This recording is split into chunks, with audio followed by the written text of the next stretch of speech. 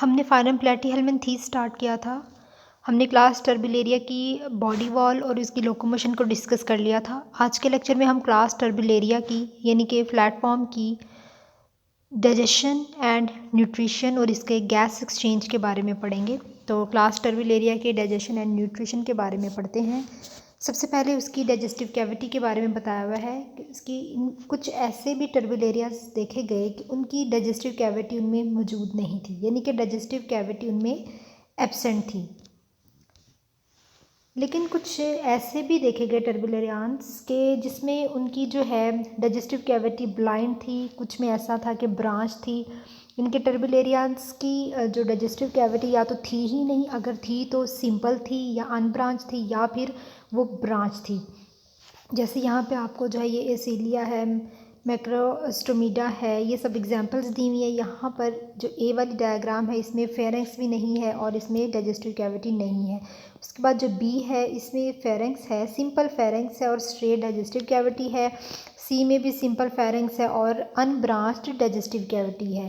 उसके बाद डी में ब्रांच्ड, यहाँ पर डी वाली में ब्रांच डाइजेस्टिव कैविटी है और ई में हाईली ब्रांच्ड, यानी कि इसमें बहुत ज़्यादा ब्रांचिंग्स हैं। वो पूरी जो ब्रांच है वो उसकी पूरी बॉडी में ये फैली हुई है। तो इस तरह की इनकी डाइजेस्टिव कैविटी है। उसके बाद इनमें जो टर्बिलोरियंस हैं उसमें कुछ ऐसे भी थे कि उनकी डाइजेस्टिव ट्रैक्ट जो है वो लूप्स की तरह, जैसे यहाँ पे लूप्स है ना, बिल्कुल एक लूप की तरह के बने हुए थे। और इनका जो है जो हाईली ब्रांच्ड है, ये जिसमें ब्रांच डाइजेस्टिव सिस्टम है वो एक एडवांस स्ट्रक्चर है और इनका जो गैस्ट्रोडर्मस है उसका क्लोज कांटेक्ट है डाइजेशन और एब्जॉर्प्शन साइट के साथ। इसलिए जो ब्रांच डाइजेस्टिव ट्रैक है वो बहुत ज़्यादा इम्पोर्टेंट है टर्बिलेरंस के लिए, ये एक स्पेशली इम्पोर्टेंट है। उसके अलावा ये क्या करता है, ये कंपनसेट कर देता था क्योंकि इनमें सर्कुलेटरी सिस्टम नहीं है। तो ये क्या करता है कि ये इसकी जो डाइजेस्टिव सिस्टम बहुत ज़्यादा ब्रांच फॉर्म में है तो ये उसको कंपनसेट कर देता था।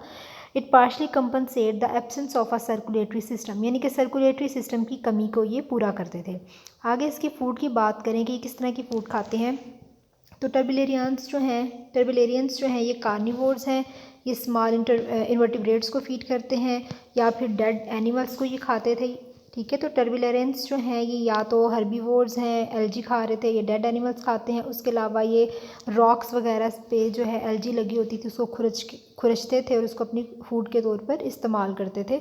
उसके अलावा इनके पास सेंसरी सेल्स यानी कि कीमो रिसेप्टर्स इनके हेड पे मौजूद हैं जो कि क्या करते थे, ये सेंसरी सेल जो हैं अगर बहुत दूर भी इनकी खुराक है तो उसको ये डिटेक्ट कर लेते थे। लॉन्ग डिस्टेंस पे भी अपनी खुराक को ये डिटेक्ट करते थे इन सेंसरी सेल्स की वजह से। उसके अलावा अगर टर्बिलेरियंस की इंजेक्शन की बात करें तो इनका जो फेरेंक्स है वो इंजेस्टिव ऑर्गन है। पार्शली वो जो है हम वो बाद में बात करते हैं डाइजेशन की, पहले इंजेक्शन की बात कर लेते हैं। तो इसका जो इंजेक्शन है वो क्या है कि वो इंजेस्टिव ऑर्गन है। ये सिंपल भी था या सिलिएटेड ट्यूब में भी है या फिर कॉम्प्लेक्स में भी था, या तो वो फोल्डिंग फॉर्म में था या वो सिलिएटेड या बिल्कुल ही सिंपल था। जब इनके पास कोई फूड नहीं होती तो ये बिल्कुल फ्री होते हैं, एक शीट बना लेते हैं। लेकिन जब इनके पास जो है फूड आती थी तो ये क्या करते थे, ये अपना जो फेरेंक्स है उसको बाहर की तरफ ये प्रूड कर लेते थे, बाहर की तरफ ये निकाल लेते थे, project out of the mouth. यहाँ पर हम देखते हैं ये बिल्कुल पहले एक शीट की तरह थे, बिल्कुल फ्री। लेकिन जैसे ही इनका जो है कोई खुराक आती है या कोई भी इन्होंने फूड डिटेक्ट हुई तो ये अपना फ़ौरन से माउथ से अपना फेरेंक्स जो है वो बाहर की तरफ प्रोट्रूड कर लेते थे, बाहर की तरफ निकाल लेते थे। तो इस तरह का इनका फेरेंक्स होता है। अब डाइजेशन की अगर बात करें तो इसकी जो डाइजेशन है वो पार्शली एक्स्ट्रा सेलुलर होती है और पार्शली जो है वो इंट्रा सेलुलर भी होती है। इसमें फ्रेंजियल ग्लैंड्स मौजूद होते हैं और उन फ्रेंजियल ग्लैंड्स का क्या काम होता है, वो कुछ ऐसे एंजाइम को सक्रीट करते हैं जो कि खुराक को छोटे छोटे टुकड़ों में डिवाइड करती है और फिर वो जो फूड है उसकी जो स्मॉलर पीस में डिवाइड हो जाती है वो उसके फेरेंक्स में जाती है।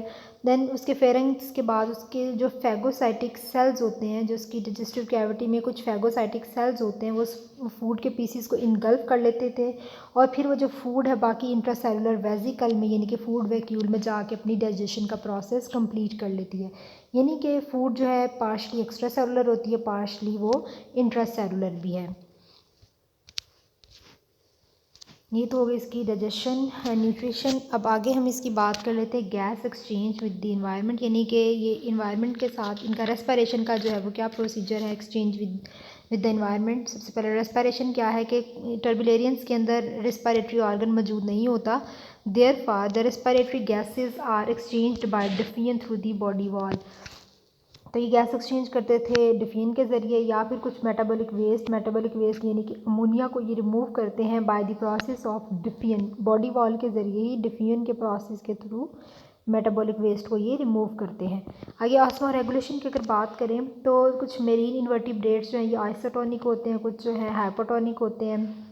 उसके अलावा ये जो है अपनी बॉडी टिश्यूज़ को रेगुलेट करने का काम करते हैं। कुछ ऐसे भी हैं जो फ्रेश वाटर में भी रहते हैं। अब एक्सक्रीशन क्या है इनकी कि इनमें जो है प्रोटोनेफ्रीडिया पाए जाते हैं। प्रोटोनेफ्रीडिया एक फाइन ट्यूब्यूल्स का नेटवर्क होता है जो इसकी पूरी बॉडी के अंदर फैला हुआ होता है। अब प्रोटोनेफ्रीडियान जो है उनके एंड पे कुछ फ्लेम सेल्स पाए जाते हैं, जैसे कि यहाँ पर ये डायग्राम है, ये क्या है, ये सारे इसके प्रोटोनेफ्रीडिया फैले हुए हैं। उसके एंड पे ये जो है ये क्या है, ये फ्लेम सेल्स हैं और ये इसका ल्यूमन है। ये फ्लेम सेल जो है ये इसके ल्यूमन तक, इसकी जो एंड है वो इस फ्लेम सेल का वो इसके ल्यूमन सेल के अंदर है। और उसके बाद इन्होंने एक फ्लेम सेल को यहाँ पर ओपन करके दिखाया हुआ है, एक प्रोटोनेफ्रीडिया को ओपन किया हुआ है। इसमें फ्लेम सेल है, न्यूक्लियस है, सिलिया भी हैं, इसमें पाथ भी, ये ओपनिंग कुछ पाई गई हैं जहाँ से कोई भी फ्लूइड वगैरह गुजर सकता था। Slit like opening, slit like कहते हैं कोई स्मॉल सी ओपनिंग जो है वो मौजूद होती है।